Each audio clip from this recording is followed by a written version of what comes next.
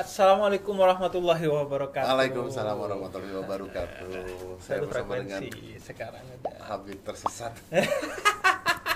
Jadi saya setiap sama Om Deddy pasti ada derajat yang semakin turun. Loh, kok bisa? Kemarin semakin banyak haters. Bagus.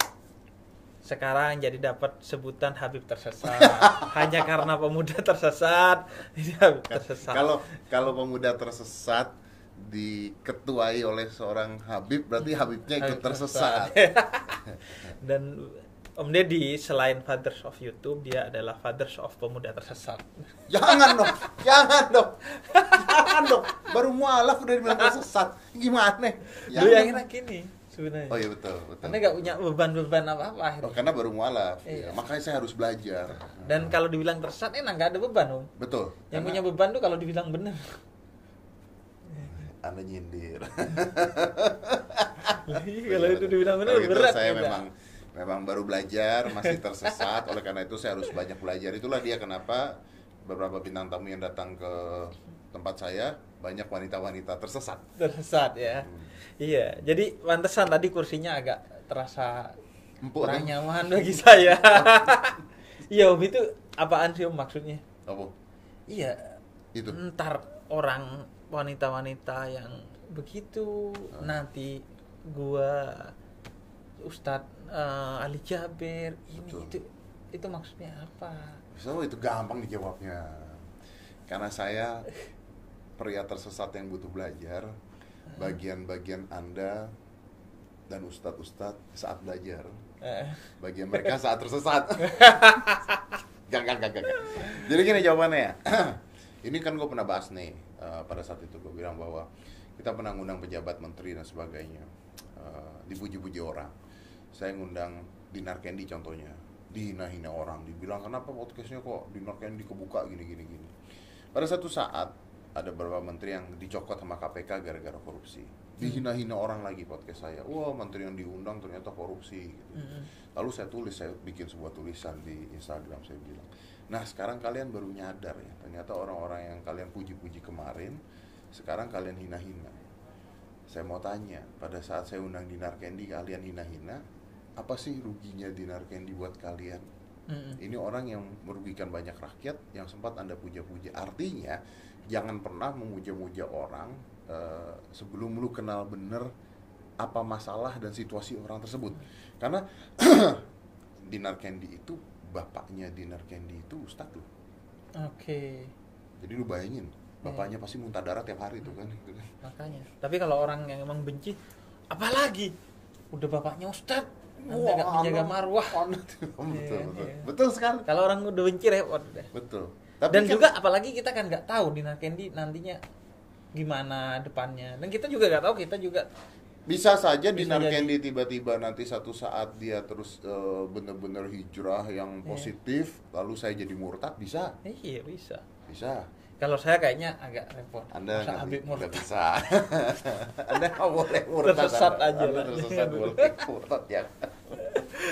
Jadi kita nggak tahu makanya gitu. Dan kalau menurut gue sih ya karena memang setiap orang tuh punya wisdom lah, punya nilai. Pastilah se bangsat-bangsatnya orang menurut kita, pasti dia ada kok nilai-nilai. Kita tuh mendefinisikan orang bangsat tuh gimana ya? Maksudnya siapa kita mendefinisikan orang bangsat? Coki Muslim bangsat, gitu kan? Dinar Kendi bangsat. Orang pada ngomong kan begitu kan? Oh, iya. Ini orang nggak punya pendidikan, ini orang merusak bangsa, merusak moral, ya kan? Kemarin saya bikin podcast Selamat Natal dari penista, gitu kan? Wah, pakai topi Natal Santa Claus. Wah, itu nggak boleh begini. Jadi kalau semuanya begitu, Indonesia akhirnya jadinya berantakan, hancur-hancuran gitu. Loh, orang saya itu masih ikut merayakan hari Natal secara eksplisit di keluarga. Karena keluarga saya masih Natalan. Oh, iya. Saya tidak merayakannya secara langsung berdoa ke gereja dan sebagainya, tapi perayaan Natalnya saya ikut merayakan. Kenapa? Saya ngomong nih, Beb, saya ngomong gini, buat saya hari Natal itu adalah perayaan kemenangan. Kemenangan apa? Kemenangan NKRI. Kemenangan bangsa, kemenangan Indonesia. Gimana nggak kemenangan? negara kita mengiyakan, menghargai, memperbolehkan 5 agama. Nah, ini ada salah satu perayaannya. Ini kemenangan buat Pancasila yang bisa menyamaratakan agama itu. Agama apapun ketika ada perayaan nih, ada hari perayaan nih, buat saya itu adalah perayaan kemenangan untuk Indonesia, betul. Dan lagi pula semakin banyak agamanya, semakin banyak hari libur. Iya, enak juga. Anda liburnya mau. Iya. Diskonnya mau. Natalnya Anda hujat-hujat. Natalnya Anda hujat-hujat gitu kan. Om, sama ini lagi Om Dan. Jadi dari Kobuzer itu kayak orang yang sombong sekali. Bukan kayak, emang sombong. Emang sombong. Emang sombong. Anda sudah muslim tapi tetap sombong. Justru Buat apa Anda mau Allah? Mending Anda belajar lagi dulu. Justru ketika saya muslim kan masuk mayoritas. Saatnya sombong. Habis ini gua dihujat. Tapi Enggak. Menjelaskan itu kan pasti itu tampaknya saja. Gua udah sering sama Om Deddy dan memang itu beda banget gitu. Memang kalau di layar kata Anda sombong sekali. Tapi ternyata ketika ketemu ya enggak sombong banget. Enggak banget ya, paling enggak banget. Tapi tetap sombong. Kalau menjelaskan itu gini, kalau dulu di layar kaca, gua kan pesulap. Main sulap. Walaupun ada tuh ustadz dulu yang mengatakan, oh itu pakai jin, pakai setan. Oh, Anda belajarnya mungkin ke Tanah Abang doang pada saat itu. Kalau ngomong sulap pakai jin. Sulap itu kan seni yang ada triknya, ada caranya. Iya. Oh, kalau sekarang mereka nggak bisa bilang, oh sulap pakai jin, udah nggak bisa bilang gitu. Iya. Lo orang sulap Iya, dibongkar-bongkarin di dibongkar YouTube. kan. Iya, Iya yang kan? pakai topeng-topeng. Iya, makanya. Kalau dulu gitu, kalau main sulap adalah ustadz mengatakan, bukan ustadz aja pemuka agama, oh itu setan, itu jin, itu apa. Kita susah jawabnya, kita bilang enggak, Kebongkar. Kita bilang iya, dinistakan kita, gitu kan. Udahlah. Jadi akhirnya pada saat itu gue butuh karakter yang mendominasi. Karena kalau gue tidak mendominasi, gue tidak mendapatkan kepercayaan di penonton. Jadi makanya waktu itu makeup gue serem, muka gue seremin, pakaian gue serem supaya bisa mendominasi orang ketika gue bermain, orang percaya. Jadi to make trust. Iya. To make trust sama engagement ke penonton. Iya. Itu pada saat itu sombong. Nah, setelah itu kan ke bawah tuh karakternya tuh. Iya. Karakter ke bawah. Nah, udah gue berhenti main sulap, udah gue nggak main sulap, gue jadi host dan sebagainya. Karakter mulai gue rubah karena udah nggak penting lagi tuh belagu-belaguan gitu kan. Karena otak gue gini dulu, kalau misalnya kan gue menaruh posisi gue sebagai orang yang bisa melakukan sebuah keajaiban. Iya. Kan sulap ya. Sulap. Keajaiban, trik lah sulap. Kalau orang bisa membuat sebuah keajaiban dan manusia biasa bukan nabi, maka dia pasti sombong. Iya. Gitu. Nah, karakter itu gue gitu. Iya. Padahal mah orangnya gemar menabung, baik hati. Ya makanya saya nggak tertarik jadi pesulap karena saya cucu Nabi. Nggak bisa pakai karakter itu, biasa aja cucu Nabi bisa sulap. Oh iya, nggak ada bagus-bagusnya. Jin emang tunduk sama dia. Gitu. Oh jadi emang itu branding yang dibangun harus begitu. Nah, abis dari sana terus saya tertarik sama bodybuilding. Bodybuilding karena gue mikir, tinggi gue nih 185 dulu. Sekarang 184, 183. Itu gimana ceritanya? Ternyata tinggi? makin tua makin pendek, bro. Serius, gue udah nanya dokter. Iya. Gue nanya dokter. Kan gue tuh dulu ngukur 185. Terus terakhir ngukur tuh 183,5 sampai 184. Gue nanya dokter, dok ini kenapa dulu saya perasaan 185 ya? Terus dokter bilang, loh mas, makin tua tuh makin pendek. Wah, dari mana ilmunya makin tua makin pendek? Jadi ternyata tulang kita tuh kan ketekan terus. Jadi tulang punggung tuh makin lama makin ketekan gitu. Jadi makin habis. Jadi gravitasi tuh memang kurang ajar. Iya. Makanya orang bikin keriput, bikin pendek. Karena turun kan? Iya. Nah, turun, bikin pendek karena gravitasi. Iya. Jadi saya 185. Tapi seharusnya karena di channel saya Anda nggak ngomong gitu. Emang di channel Anda tidak mengakui. lanjut. Iya. Maaf. Tapi kan penontonnya pemuda tersesat. Nah, jadi akhirnya gue lari ke bodybuilding. Nah, ketika gue lari ke bodybuilding, ini nih sekarang berat saya tuh 88 kilo. Saya tuh pernah sampai 100 kilo, gede banget. Dan itu latihan gila-gilaan, full muscle. Nah, ketika itu terjadi, kesannya makin mendominasi. Iya, makin. Gitu. Ya, Tapi ya, memang udah sombong keker lagi. nah udah sombong, Ngeri banget. keker lagi. Jadi ya udahlah, nggak apa-apa. Saya sih menikmati lah. Iya. Apalagi kalau lagi nge-gym tuh bro, Hmm. lagi nge-gym, ini ada orang lagi latihan nih, lagi latihan di alat nih, dia kurus nih, Hah. krempeng kurus lagi latihan, gue mau pakai, ya kan, gue mau pakai kan kita sebagai seorang muslim yang baik ya, saya nggak mungkin, ikutan dong, nggak mungkin, Iya. nanti saya katanya sombong, Iya. nggak mungkin lah saya, ayo dong, nggak mungkin, jadi saya nggak melakukan hal itu, saya cukup berdiri 1 meter depan dia, Iya. tanpa ngomong apa-apa, Pergi dia. pergi sendiri. Iya, asli. Gue juga pergi kalau di sana.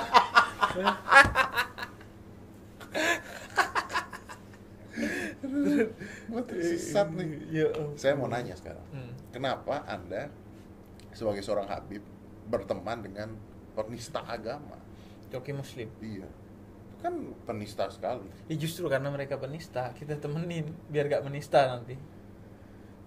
Gitu aja. Kalau dijauhin makin jadi. Gue tuh, yakin nih jawaban udah dia pikirin dari awal. Bagus banget jawabannya. Tapi kenapa setelah Anda temani, lalu mereka ke tempat saya, mereka masih absurd pikirannya? Karena saya gak pernah punya urusan dengan mereka jadi berubah apa enggak. Kenapa Anda tidak mau mereka berubah? Saya mau, tapi Anda kalau kan mereka Habib. tetap gak berubah ya udah terserah Tapi mereka. Anda Habib, Anda punya tanggung jawab. Saya punya tanggung jawab, tapi kalau mereka gak mau, Jangan Emang? ditemenin dong. Musuhin aja. musuhin. Ngapain dimusuhin? Makin jadi mereka dimusuhin. Bener juga. Nggak usah dimusuhin. Bener biarin juga. aja. Wih. Jadi kita sampaikan, oke mereka terima ya udah, Enggak ya udah. enggak ya udah. Oh, artinya Gua kalau gitu Om, pasti stres Om. Bayangin lu Bener. ngadepin tanggung jawab nih. coki aja stres kita. Bener, artinya sebagai seorang Habib Anda sudah berusaha untuk memberikan yang terbaik. Merubah, berusaha. Mereka nggak berubah, wah urusan mereka Iya. dengan Allah. Iya. Karena mereka dablek. Iya. Oh, iya, Dan ini juga sih di balik kamera juga banyak perubahan yang terjadi pada mereka sih. oh iya pasti. Cuman karena mereka tidak sombong jadi tidak ditampilkan di kamera. Karena tidak ada yang nonton. Tidak ada yang nonton. Betul. Tapi Coki apa Muslim.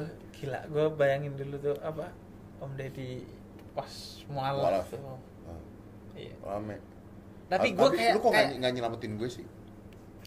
Anda kan Habib. iya. Gimana ya? Gue kebayang susahnya lu setelah mualaf justru kan. Untung nggak gue bilang innalillah gitu. Karena gila perjalanan jauh gitu nanti nih jadi mualaf. Habis mualaf ya, terus ditanyain anaknya kapan mualaf, ibunya gimana, ininya gimana. Gua Ribet mikir, hidup lo. Wah ribet banget, gue bilang. Bukannya bersyukur satu udah jadi gitu kan harusnya kan. Ini enggak, ini dipermasalahkannya jadi banyak banget. Gua bilang, wah kalau kayak begini capek juga mualaf ini. Kayaknya. Nah itu efek-efek yang memang harus betul-betul kita punya sensitivitas tinggi Nah itu. itu dia. Makanya Gila. akhirnya gue belajar bahwa kita tidak perlu terlalu mendengarkan kata orang-orang yang sebenarnya tidak penting untuk kita dengarkan. Karena mendengarkan mereka nggak menjadikan gue tambah baik, dengerin mereka menjadikan gue tambah bingung. Ketika gue bingung, mereka nggak ada. Dan padahal Islam itu kabar gembira yang memudahkan. Islam itu mudah dan harus dipermudah. Ini kenapa jadi ribet sampai ke Saya tambah satu. Islam itu mudah, dan menggembirakan, menggembirakan dan tidak marah-marah, dan tidak marah dan mempersatukan. dan mempersatukan. Harusnya seperti itu. Harusnya. Tapi kan memang kalau kita ngenilai dari orang-orangnya ya repot sih. Ya nilai nggak usah ngurusin atau menilai sesuatu dari orang-orangnya juga. Nah bro, tapi kalau kita bicara orang-orangnya, artinya kan dasar awalnya adalah pendidikan dan lingkungan. Bener dong? Emang. Orang Dari mana dia belajar? Nah, itu orang ini kan tidak akan menjadi, maaf nih, misalnya jadi radikal, yang satu jadi suci banget, yang satu jadi berantakan, atau yang satu jadi baik. Ini kan tidak mungkin kalau tidak berdasarkan lingkungan, orang tua, pengalaman. Ini tiga nih menurut gua penting banget. Orang belajar di guru yang salah bisa salah, di guru yang benar bisa benar. sholat di tempat yang salah, bisa jadi salah, Jadi salah. bisa jadi baik, gitu kan kita nggak Iya, pernah tahu iya. nih. Nah, ini menurut gue bahaya, bos, gitu. Karena ketika gue menjadi mualaf, yang gue lihat adalah teman gini. Ketika saya mualaf, yang saya lihat adalah teman-teman saya yang muslim itu adalah orang-orang seperti Habib Hussein, seperti Gus Miftah, seperti teman-teman yang lain yang tidak menghakimi, tapi memberikan perlindungan, memberikan ayoman, memberikan solusi. Menghakimi tanpa solusi mending nggak usah ngomong, gitu kan, intinya kan memberikan solusi. Wah, ini Islam yang sangat amat nikmat, indah nih, akhlak intinya, gitu kan. Nah, tapi setelah itu saya juga mempelajari bahwa ternyata banyak sekali perbedaan-perbedaan, ada yang kanan banget, ada yang kiri banget. Nah, ini nih yang bahaya nih, gitu. Ini yang sangat bahaya. Tapi ternyata bukan di agama Islam aja, hampir di semua agama pun ada perpecahan seperti itu. Gue selalu bilangnya gini, Om. Semewah-mewahnya rumah kan pasti ada WC-nya, ada kakusnya. Semewah-mewahnya agama pasti ada aja oknum-oknum yang seperti itu lah. Jadi ya nggak perlu. Makanya gue tuh selalu mencari tokoh-tokoh agama yang asih, yang santun gitu, agar gue respect sama semua agama. Tapi kalau kita ketemu sama tokoh-tokoh agama yang agak wadididaw itu, kita akhirnya jadi. Maaf, Anda bukannya kalau Anda ketemu, bukannya Anda memang tidak bisa ketemu, bukan Anda dijauhi.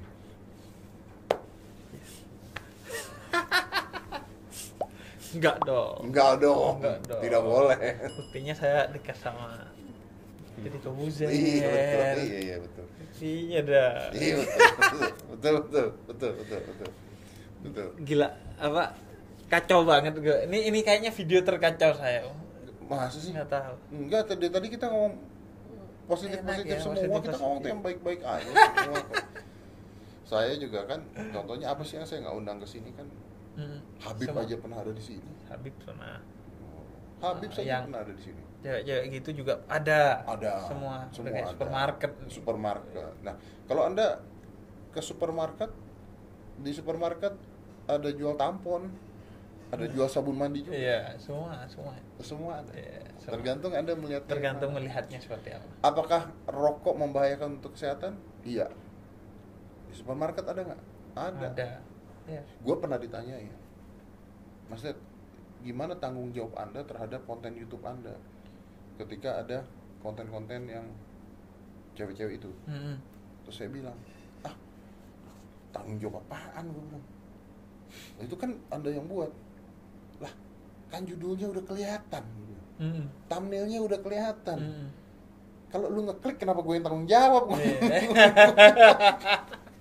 Anda aja yang ke distract. Anda ke distract.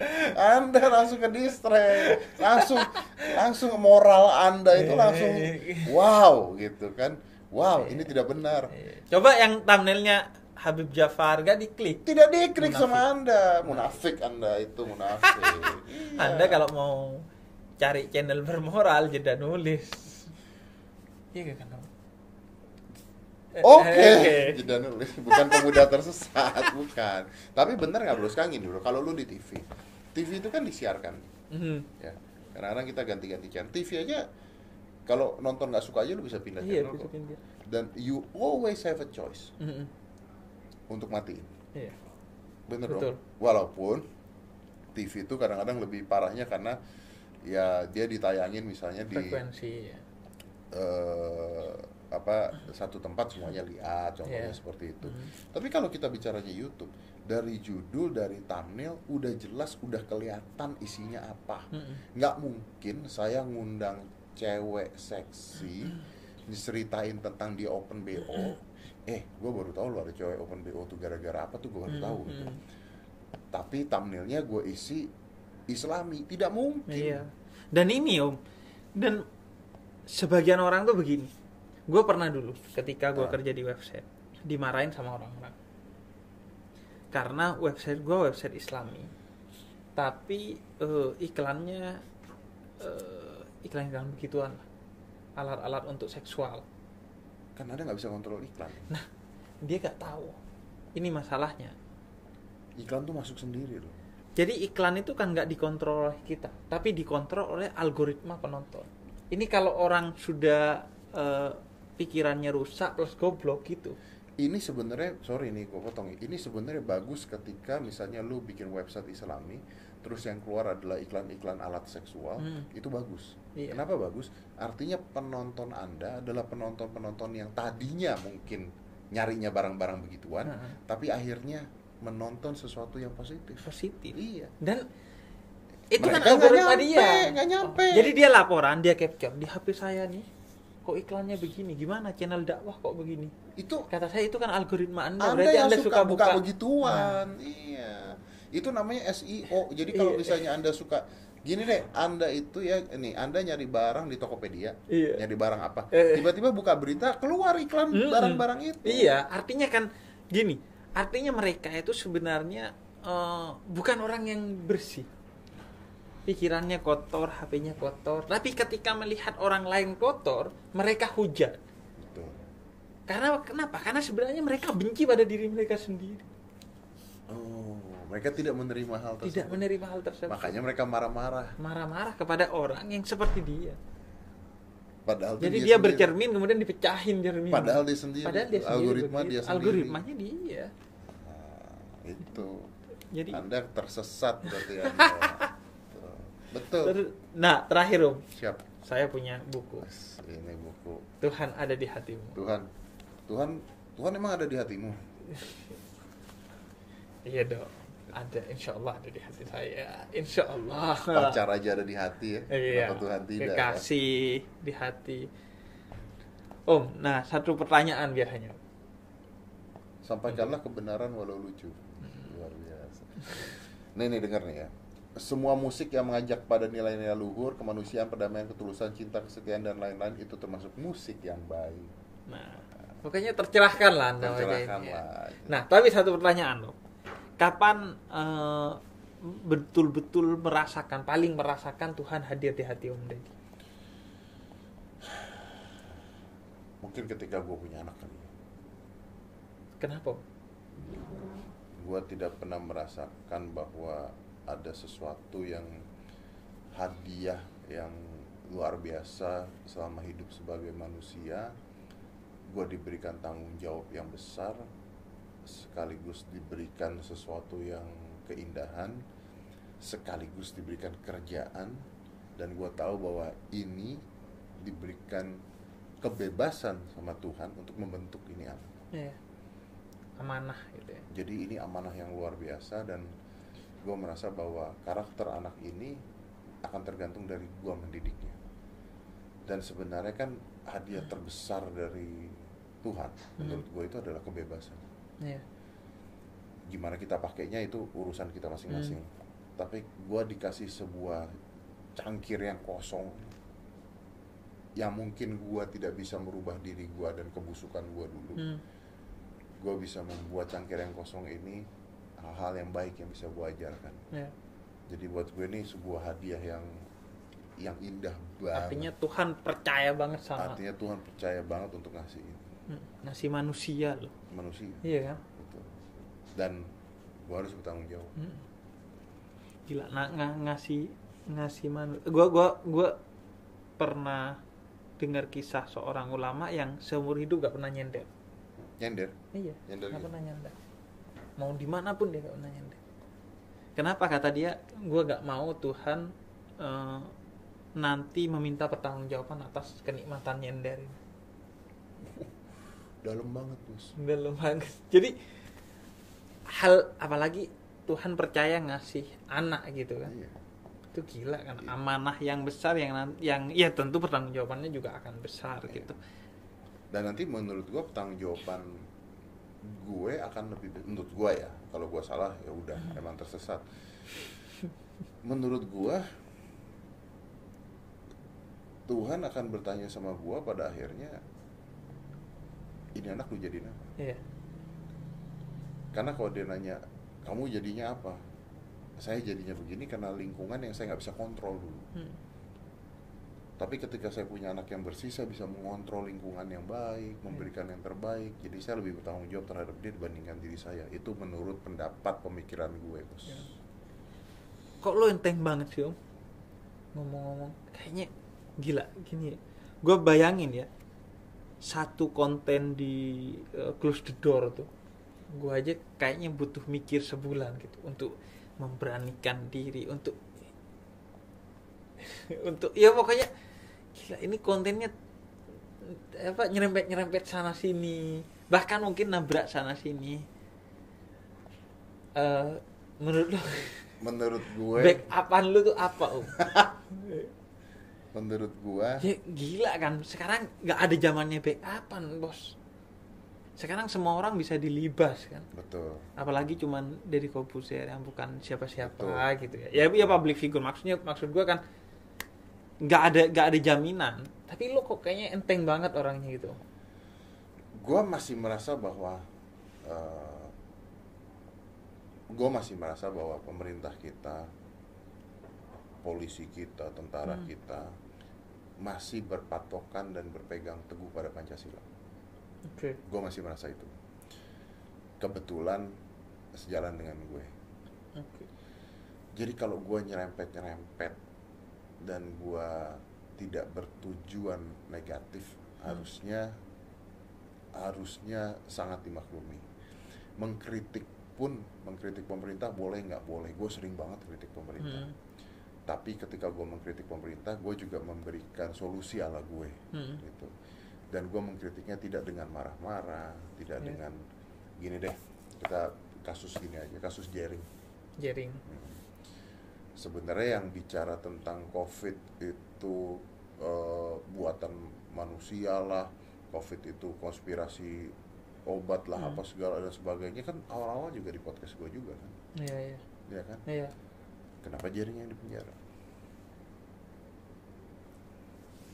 Tutur kata, menurut gue. Iya. Tutur kata dan menyerang. Gini, ini yang gue belajar dari lu, bro. Saya tidak pernah menyerang personalnya, saya menyerang konsepnya. Nah, Jering salahnya adalah menyerang personal. Nah, ketika dia menyerang personal, maka akan banyak orang yang sakit hati. Ketika kita menyerang konsepnya, ya sudah, memang konsepnya saya tidak setuju. Gitu. Dan mungkin kayaknya emosional itu juga yuk harus ditahan karena agar kita punya kontrol atas kata-kata yang keluar dari diri. Betul. Dan anger managementnya dia kan, ya sorry to say ya, menurut gue ya gini, gue setuju nggak?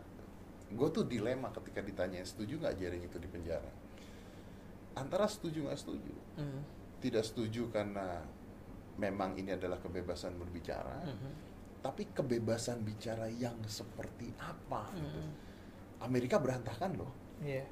Bebas bicara. Dan kita memang konteksnya beda dengan Amerika. Konteksnya kita beda. Masyarakat kita kan masyarakat yang yang kekuatan sosialnya itu kuat banget kan. Iya, kayak begini, contohnya begini. Menggunakan face shield di TV. Saya pernah ngomong, saya juga akan ngomong. Pakai face shield di TV itu nggak ada gunanya. Iya. Nggak ada gunanya. Orang virusnya lewat udara kok. Iya. Mendingan nggak usah pakai, saya bilang. Karena nggak ada gunanya. Oke? Saya ngomong begitu. Menurut saya begini. Ini pendapat saya, ini teorinya. Tapi kan kalau cara dia ngomong nggak gitu. Cara dia ngomong kan goblok semuanya. Diksi, emosi. Nah itu kan, lah kok jadi goblok? Iya. Bukan dicerahkan tapi ditololkan. Nah itu yang jadi masalah menurut gue gitu loh. Jadi memang pemilihan diksi sangat amat penting menurut gue. Gue ngomong tentang konspirasi COVID bahkan dengan Pak Yasona pernah. Iya. Asik tuh, nggak marah-marah, beliau nggak bete, beliau malah, oh ya ada teman saya yang sampai sekarang percaya bahwa ini konspirasi, gini, nggak marah-marah. Tapi dia pawai di jalanan. Nah, jadi ketika ditangkap setuju apa tidak setuju, gue bingung untuk menjawab karena on the other hand I do believe in freedom of speech. On the other hand how freedom you can have gitu Yeah. when you speak up, Yeah, itu yeah. loh gitu loh bro. Yeah. Cara berbicara Kalau enggak bro. ya cuman akan banyak bunyi nih di luar. Akan banyak itu. Bunyi doang, Bunyi doang. nggak ada nilainya atau bahkan negatif kan. Nah. Kayak ya Dan gini ya nggak sih? kayak Dan gini kentut nggak sih? lah. Kayak kentut. Dan gini nggak sih? Ketersinggungan itu kan terjadi pada saat Anda tidak mengenal. Jadi contohnya gini, saya kenal Habib. Udah gitu misalnya nih, saya kasih judul nanti Habib tersesat itu misalnya. Kan jelas yang saya maksud adalah Habib Hussein di podcast saya. Ngomonginnya juga ngomongin tentang Pemuda pemuda tersesat. tersesat. Oke. Apakah itu jadi sebuah masalah? Menurut saya tidak. Karena saya kenal Habib, saya ngobrol dengan Habib. Nah, banyak orang yang akhirnya ngomongnya sembarangan seperti itu ke orang-orang yang bahkan dia tidak kenal. Ini yang jadi masalah. Ya, apalagi izin ya. Kenal aja enggak? Kenal aja enggak. Nah, ini yang akhirnya jadi masalah dan susahnya minta maaf. Iya, susahnya minta maaf. Itu yang gue belajar sama Habib. Ya.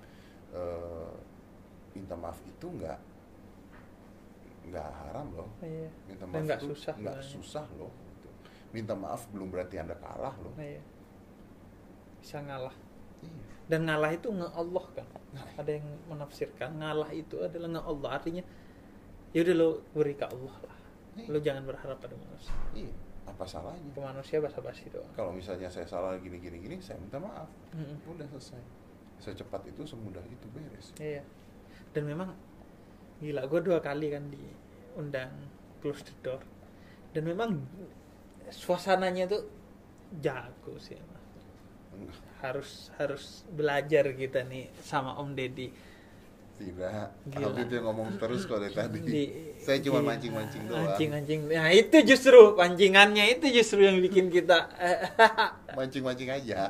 Emang jago mancing. tapi emang perlu belajar itu. Menurut gue sih gini bro, menurut gue gini. Kayaknya karena dari segi ruangan aja deh, Om. Rumah lu nih gede gitu. Ditaruh di tempat sempit gitu ya. Iya. Gue curiga. Om Deddy. Psikologinya gitu ya. Iya. Rumahnya gede, gila. Dan kalaupun rumah ini kurang gede, dia bisa beli rumah yang lebih gede lagi untuk itu. Ini kan- Tapi ini di pojok kecil gitu. Terus kita aduk-adukan. Habis aja tuh ya gitu ya. Habis aja. Gila, Deddy.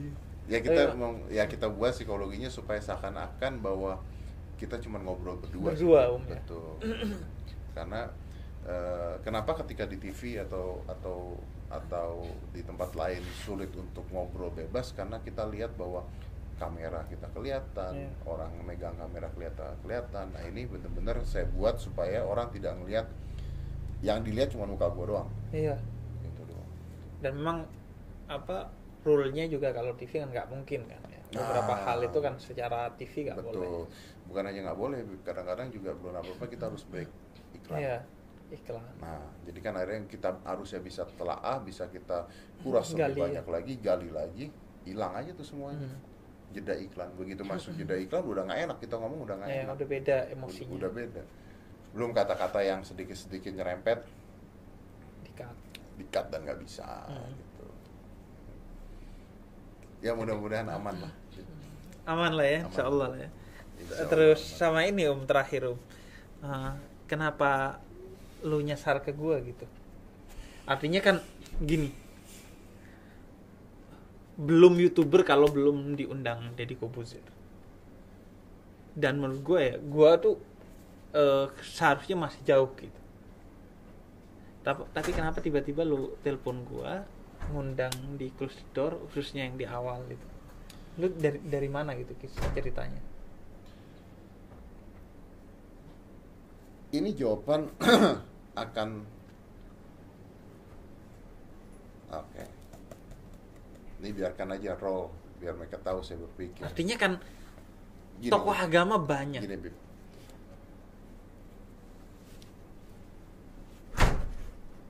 Saya tidak memihak siapapun. Tapi saya akan lebih menyenangkan karena saya bikin podcast ini untuk menyenangkan diri saya.